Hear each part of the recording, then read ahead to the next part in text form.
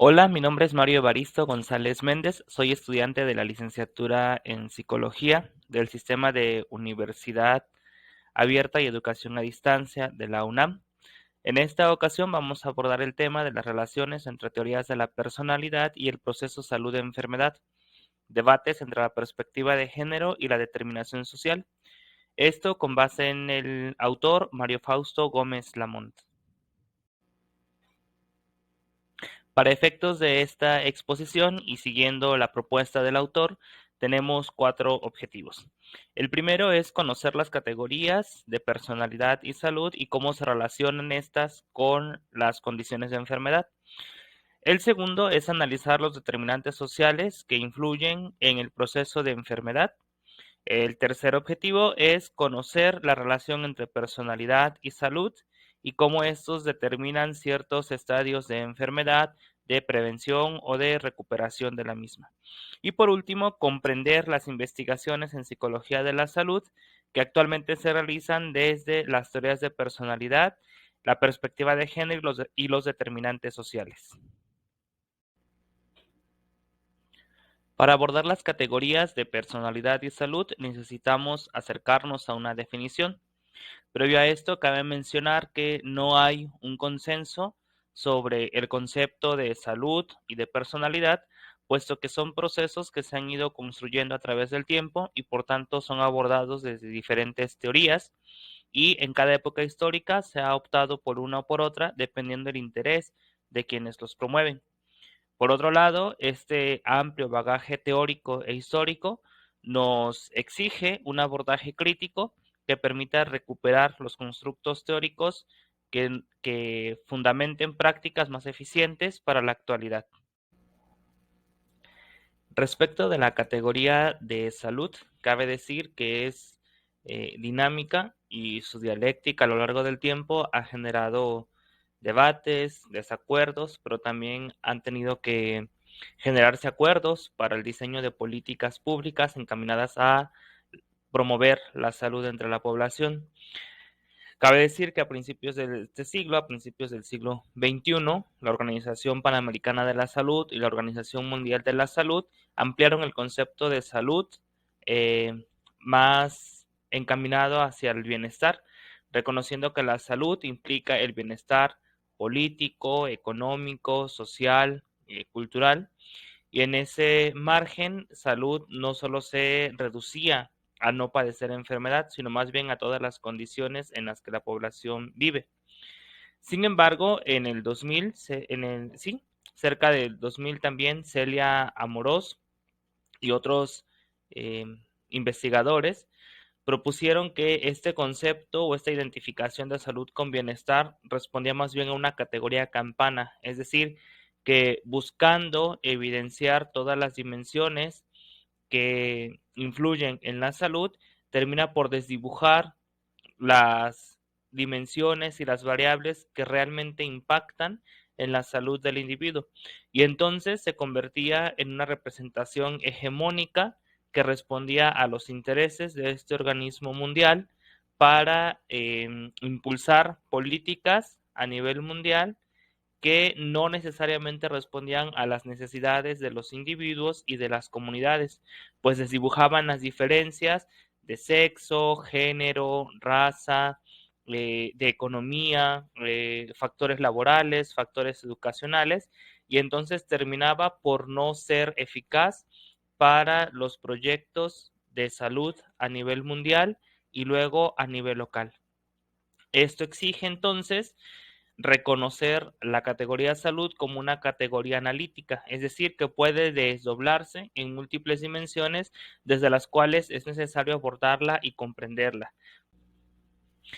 La categoría personalidad tiene un desarrollo conceptual histórico muy amplio que data desde la antigua Grecia, cuando los filósofos identificaban este concepto con la máscara que utilizaban los actores de teatro.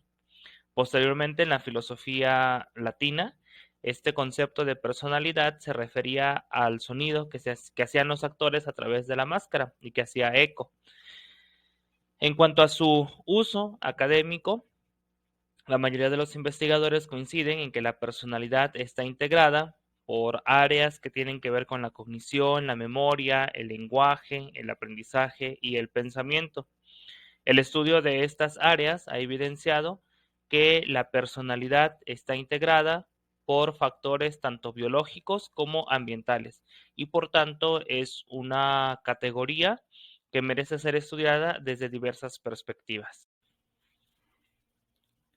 En el ámbito de la psicología de la salud sobresale la teoría de la personalidad de Theodore Millon, y él propone un inventario de estilos de personalidad. Este inventario de estilos de personalidad se integra de 5 características, por así decirlo. El primero es que es una teoría con principios universales, es decir, pretende, más bien eso, pretende conjugar principios que sean aplicables para el común de la población y en ese sentido aspira a ser una teoría general. Sin embargo, esta teoría es una teoría centrada u orientada en el sujeto. Esto permite conjugar el conocimiento disciplinar eh, para desarrollar un sistema de clasificación, de prevención y de intervención.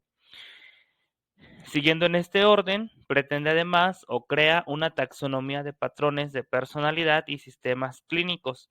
Esto con el afán de crear instrumentos que permitan una clasificación entre lo normal y lo anormal. Para lograr esta clasificación es necesario el uso de herramientas integradas de evaluación clínicas y de personalidad. En este apartado, lo que se pretende es el uso de metodologías que permitan un aporte teórico y empírico que dote de validez y de confiabilidad positivista a los instrumentos que se usan en la clasificación de la personalidad. Por último, todo este trabajo lo que genera es una intervención terapéutica sinérgica, es decir, que permite que la psicología de la salud preventiva, en su índole preventiva, pueda trabajar de la mano con la psicología clínica, que es en ese sentido reparativa. Es decir, ya no hacer esa dicotomía entre la psicología de la salud y la psicología clínica, sino más bien un trabajo sinérgico, un trabajo conjugado que permita una atención integral del proceso salud-enfermedad. Con la finalidad de establecer una base conceptual de su teoría, Theodore Millon propone un modelo preliminar explicativo de la normalidad y la normalidad en la personalidad. Para ello, elabora 4 categorías. Estas categorías son las que se muestran aquí en la tabla y refieren a la existencia, a la adaptación, la replicación y la abstracción. Respecto de la existencia, se refiere a todos aquellos procesos que tienen que ver con la preservación de la vida y que se manifiestan de manera dicotómica en el placer o el dolor. Por otro lado, está la categoría de la adaptación y tiene que ver con todos aquellos procesos que permiten al sujeto permanecer en estado óptimo de salud o de bienestar. Después sigue la replicación, que se refiere a cómo los procesos anteriores se reproducen o se diversifican de acuerdo de si se trata de sí mismo o de los demás. Y por último, un proceso de abstracción, una categoría, perdón, de abstracción que tiene que ver con los procesos mentales superiores, es decir, con el aprendizaje, la memoria, el pensamiento, el lenguaje, y cómo se hace uso de estos procesos para preservar, para cuidar o para recuperar la salud. De esta manera, la teoría de la evolución de la personalidad establece que los factores bioambientales influyen en el desarrollo neuropsicológico y de esa manera se definen patrones de personalidad. Estos patrones de personalidad vienen dados, además de nuestra carga genética, por lo que aprendemos en la escuela, en la familia, en los círculos sociales, culturales donde nos desarrollamos. De esta manera, la personalidad no es una categoría eh, estática o definida, sino que es más bien en movimiento y en construcción. A su vez, estos patrones de personalidad develan capacidades de la personalidad que Theodore Mellon los clasifica en dos, una personalidad normal y una personalidad anormal. La personalidad normal actúa o afronta las circunstancias de la vida de manera flexible y adaptativa y mantiene un pensamiento positivo respecto de sí, de los demás y de las circunstancias. Esto genera que tenga patrones de conducta promotoras de su salud y entonces generan bienestar. Por otra parte, la personalidad anormal reacciona frente a las circunstancias de manera inflexible y desadaptada, y esto porque mantiene un pensamiento negativo frecuente de sí, de los demás, de las circunstancias, lo que deviene en conductas perniciosas para la salud. Y con todo esto que hemos estudiado, que hemos visto, entonces, ¿cuál es el vínculo entre personalidad y enfermedad? ¿Cómo se relaciona la categoría personalidad con el proceso de salud de enfermedad? Pues bien, los hallazgos de diversas investigaciones informan que las enfermedades pueden producir cambios en la personalidad. Por ejemplo, cuando una persona se entera que tiene alguna enfermedad terminal o algún padecimiento crónico degenerativo, puede caer en depresión, puede generar miedo, pueden volverse personas introvertidas o dependientes emocionales. Y esto cambia el modo en que se relacionan consigo mismo, con los demás y con el contexto. Por otro lado, hay hábitos no saludables que pueden ser una conjunción de factores de personalidad con situaciones contextuales. Por ejemplo, una persona que ante la presión o ante dificultades de la vida reacciona o con ansiedad, puede ser que esa misma ansiedad la lleve a compensarla con una mala alimentación o incluso cayendo en adicciones. Por otro lado, es importante considerar también factores biológicos, es decir, tenemos una carga genética que eh, en relación con el contexto o frente a las circunstancias que se nos presentan en el día a día, pueden potenciarse o disminuir la predisposición genética para padecer alguna enfermedad. Y por otro lado están los comportamientos de enfermedad que tienen que ver con las creencias que tenemos sobre ciertos padecimientos, sobre ciertas dolencias y que de pronto cuando la persona se siente enferma, conjuga las creencias que tiene sobre esta enfermedad o sobre este padecimiento y entonces genera un marco de respuesta frente a eso que está sintiendo, pero que viene dado por sus creencias, por lo que la gente dice, por lo que ha escuchado y que entonces ya lo ha internalizado. Como ya se mencionaba también al principio de la exposición, para abordar el tema de la salud se requiere una perspectiva crítica que nos haga reconocer otros factores que intervienen en el proceso salud-enfermedad. Además, también como se advertía, la personalidad es construida o integrada a partir de factores bioambientales, de tal manera que para comprender mejor cuál es el proceso de intervención desde la psicología de la salud, cabe hacerlo desde la perspectiva de los determinantes sociales. Estos determinantes sociales son aquellos factores que condicionan el estado salud-enfermedad de cada persona, de modo que se diferencian los procesos de promoción, prevención y atención para cada sujeto. Es decir, no es lo mismo la prevención o la atención que recibe una persona que vive en un conjunto habitacional de clase media a una mujer indígena que vive en una zona serrana donde es muy difícil el acceso a algún centro de salud y que eh, se tiene que limitar a los recursos que tenga en la comunidad o incluso a prácticas de medicina tradicional exclusivamente. Entonces, es importante también considerar esas determinantes, que son condiciones socioeconómicas, culturales y medioambientales, como la alimentación, la educación, el ambiente laboral, el desempleo, la disposición de agua potable, de drenaje, de energía eléctrica, los servicios de salud y la vivienda.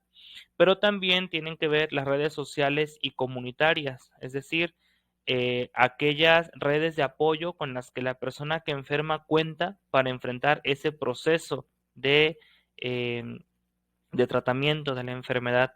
También tiene que ver con los estilos de vida de cada sujeto y algo muy importante, también tiene que ver con la edad, el sexo y los factores físicos y genéticos. Por tanto, en cuestión de salud es casi imposible hacer afirmaciones generales o universales del modo en que cada sujeto accede a métodos de prevención y tratamiento de la enfermedad. Este abordaje desde los determinantes sociales revela entonces también que existe una relación diferenciada entre la personalidad y la salud, y esta diferencia viene dada por el sexo, género, por la clase social, la cultura e incluso la nación. Esto porque existen diferentes conductas en torno a la salud y prevención de la enfermedad.